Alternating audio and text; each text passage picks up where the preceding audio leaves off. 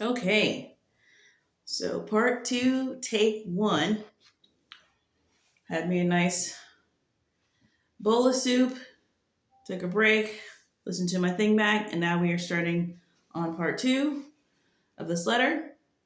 And I just realized that I stopped it at like the most when the letter pretty much goes from like super interesting to crazy interesting to megaballs interesting. It's just an upward thing from here.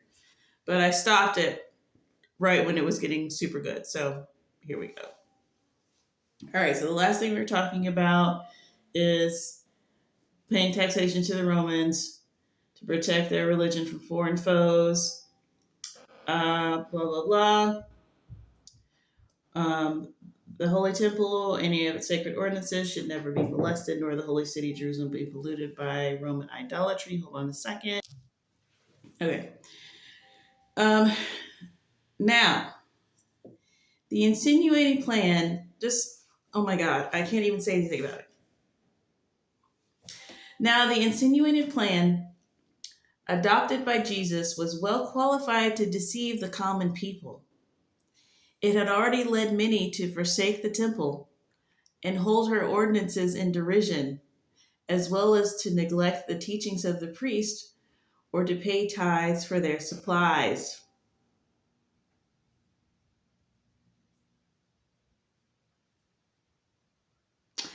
I just need a moment about this.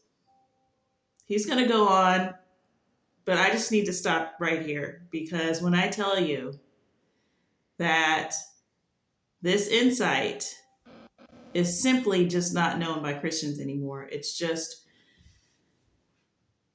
not in the Gospels because they wouldn't be focused on what Jesus isn't doing and like why specifically the religious leaders had an issue with him beyond broad problems that they had as religious people and what they go into detail, but this type of detail you can only get from a critic of Jesus, specifically a high priest or someone who was in power, a Pharisee or whatever. The closest, I mean, we circle around this stuff. The closest we can get to an insight about it is just that the religious leaders were in power, and here was this common person who didn't have the manner and the upbringing and the education, and they didn't know him, and he was an outsider, and he was gaining influence over the people. So we're circling the thing, and you get it. You can go through your whole life getting it. But when he hollered out that it's already led many to forsake the temple, neglect the teachings of the priest, or not pay tithes for the supplies. First of all, no one is saying like, oh, Jesus was telling them, listen, y'all ain't got to go to this crusty temple anymore. And you don't have to pay them no money, no nothing. Everybody was like, we love this guy.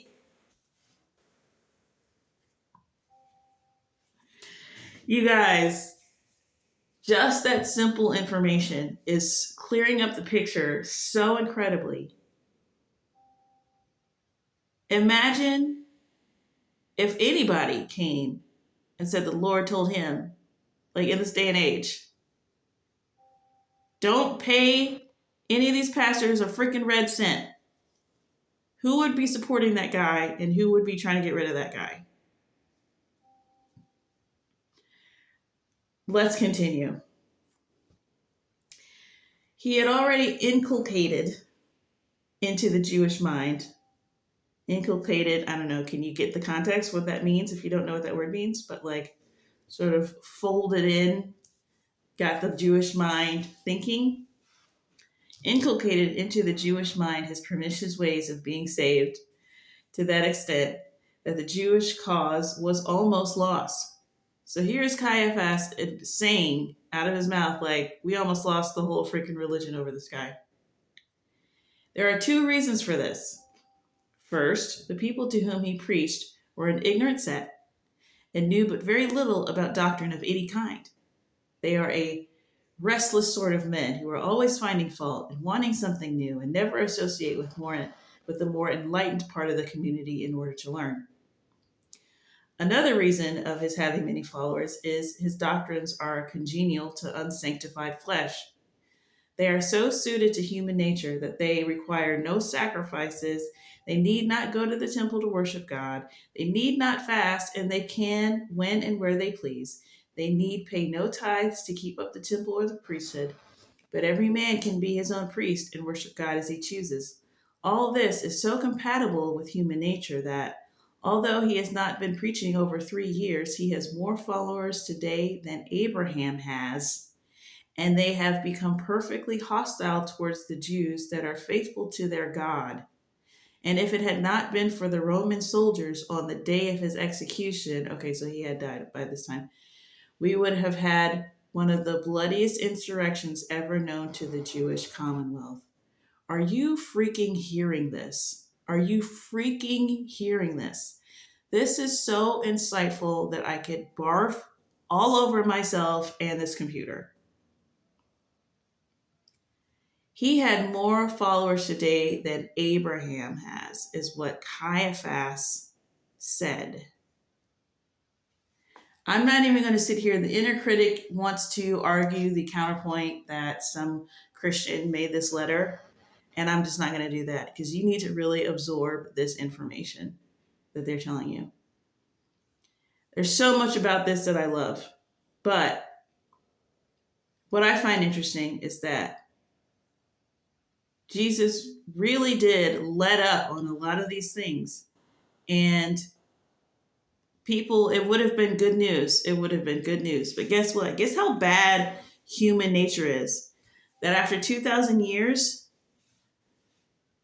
the stuff that Jesus introduced is too much now. It's too much.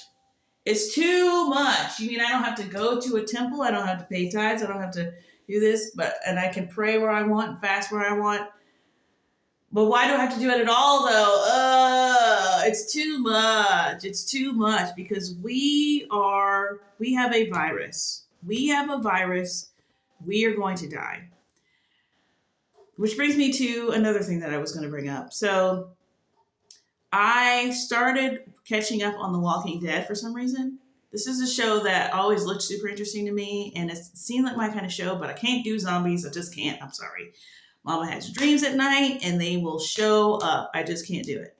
And also, I saw how many seasons there were, and I was like, dude, I'm getting tired just watching y'all watch this. Like, so many seasons, what's going on? Like, how is this both still conflict to resolve, and how is anybody still alive, like, after 12 seasons? Like, what's going on? Anyway, that's not the point. The point is, they have a new show coming out that's like a spinoff, or it's like an update from two characters that were in the show, and it's like a romance. So I'm like into it. So I'm like, okay, well, I need the context, so I need to know about the entire whatever. So luckily, the internet was here for me, and I was able to get the entire recap of the entire series in 41 minutes, and that's what I did. And I sped it up to 1.25, and I got caught up in 30 minutes, and it was great. Here's what was interesting about the show that I did not know. So the zombie thing, it's not just that if you get bit by a zombie or whatever, obviously we all know that the rules. Can't get bit by a zombie, blah, blah, blah. Well, if you die because zombie outbreak, it's part of a virus thing that was spread by some blah, blah, blah, blah, blah, blah. But everyone on Earth has the virus. So everyone has the virus, and it's just a matter of staying alive. As long as you are alive, then you won't turn into a zombie. Once you die, the virus will kick in and you will become a zombie. So you can be bit. Yeah, that's bad. But that takes longer. The moment you die, you start turning and you resurrect. And so that is sort of like part of the premise of the show. It's like this whole deep thing, like The Walking Dead really kind of refers to them because they're just kind of like trying to survive, and they're not doing anything but that. And they're just waiting to die because as soon as they die, they'll become one of these zombies, right? And I have been thinking about that Like ever since I heard that as part of the show, and I'm like, dude, that's like a perfect metaphor for what we're doing and what this whole gospel thing is about and what this whole thing is. It's like, that's what it's like. You know, The Walking Dead? Well, that's what we are. That's what we are. That's what we are by default. Once we die, we're going to the bad place. We're dead. Once we die, we're dead. But there is a cure. Imagine going into the Walking Dead universe and saying, well, we have a cure to the thing, and all you have to do is accept this information. Let's make it a material cure for the sake of the metaphor. So, you take this, but it's not going to take effect. It's not going to do anything to you except for it will keep you from becoming a zombie when you die. Like, it will stop it. But it's not going to do anything to you right now because you're alive right now. Like, it doesn't need to do anything to you right now. It needs to stop your zombified state. So you take this stuff. Now, imagine if they gave you a bunch of guff about that and was like, well, but I'm a good person. I was like, what? We're not talking about that. We're talking about you keeping like being able to live. Let's say that it was eternal life, but you had to go through the process of living and then die and then you go to heaven. It's like, well, but how do you know for sure? Okay, well, the alternative is you become a zombie and you live forever in your zombie state. Yeah, but how do you know that if I do this thing that it's going to really work? Well, nothing works now. Nothing works now. And then also it's like, well, who else? Is anyone else? Yeah, but there's so many other things offering solutions. So for reals, like offering solutions to this particular problem, or are they just trying to make your life better? Well, no, it's just about, how to get through problems. Are they doing anything about the zombie problem? About when you die, you become a whole zombie and then you never die, you just walk around? Are they doing anything about that problem? Well, no, it's just about, just how to, breathing techniques and, that you call on your ancestors. Oh, you mean the ones that are zombies? Like, it's so crazy. Like, the gospel is the solution to the problem that we all are facing, like the main problem. Everyone else is hyper focused on this realm. And it's like, this is the only one it's the point of it is to offer life to anybody that wants it. Everyone's dying. Everyone's getting zombified. So you being a good person, oh, you mean not just because I don't believe the right thing, that means I don't get to. No, yeah, if you do absolutely nothing and you change absolutely nothing, you're going to be a zombie at the end of this. So just because I wasn't born in the part of the world that has the cure, yeah. Do you want to mail some to them? Like, why are you ignoring what we're talking about, which is the problem?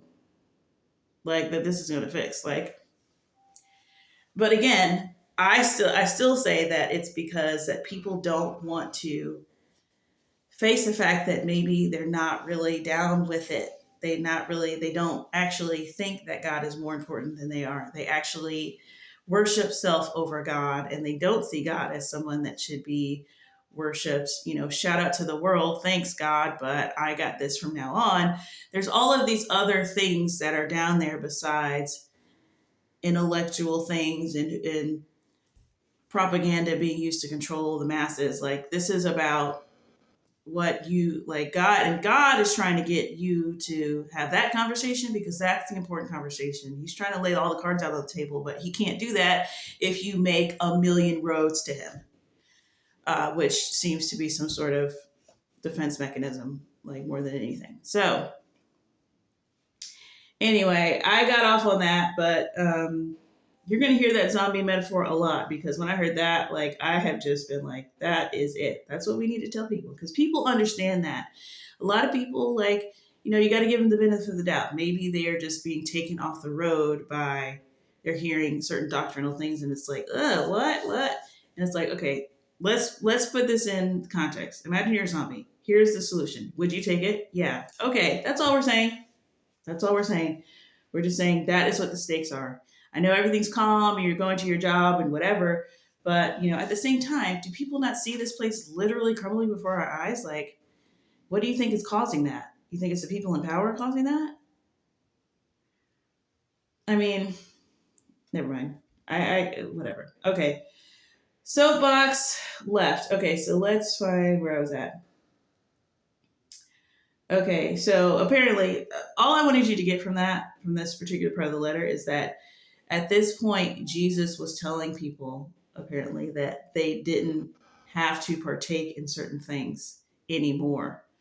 And while Caiaphas is sort of justified in saying, like, what? You can't do that. And sort of assuming that it's because people are lazy and godless that they would want to do that. Um, at the same time, like, we see that Jesus was right. But then we also see that, there was probably a lot of people that followed him for those reasons and not because they genuinely loved God and wanted to get, a genuine relationship with God. They probably just wanted to get away with not having to get up and go to the temple on Sunday or whatever day and say that made them more holy somehow. Okay. So, let's see. I am told that there was never seen such a concourse of people assembled at Jerusalem as at the cross. So profound. Oh my gosh. One of my guards informs me that there were several 100,000. And although there were 2 others crucified at the same time, Jesus was the great center of attraction. They would call out, "Who is this Jesus of Nazareth? What is his crime?" Some of his friends would cry out, "Nothing. He is being executed because he was a friend to the poor. Take him down, they would cry. And the soldiers would have to use their spears to keep them back. But when he yielded up the ghost, meaning he died, give up the ghost, it's all old ways of saying that. When he died, he proved to all that he was hypostatical, that is, corporeal, a human body, and the lodi curios, Latin, had come from it looks like it says Icelandic. It's Icelandic without the E. So I don't know if it's Icelandic. I don't know. Icelandic. I don't know where we're going with it. Covenant. And his more Latin, obviously Caiaphas is trying in his intellect era, trying to like intellectualize this. Trinitatis Unitas, which sounds like the Trinity doctrine, was all a sham. For how could this unpronounced name, meaning God, we're going back to the unpronounced name thing that he opened with, which is very poetic callback. How could this unpronounced name suffer or be captured by men or die unless he is one that... Oh, okay. Let me just stop for a second. So that's my mom calling the cattle to get lunch. So his argument, very common. We see it a lot, even to this day. So he's on the cross, and when he died, he proves that he wasn't God. Why? Because he died. God can't die. Because I just made that up in my head of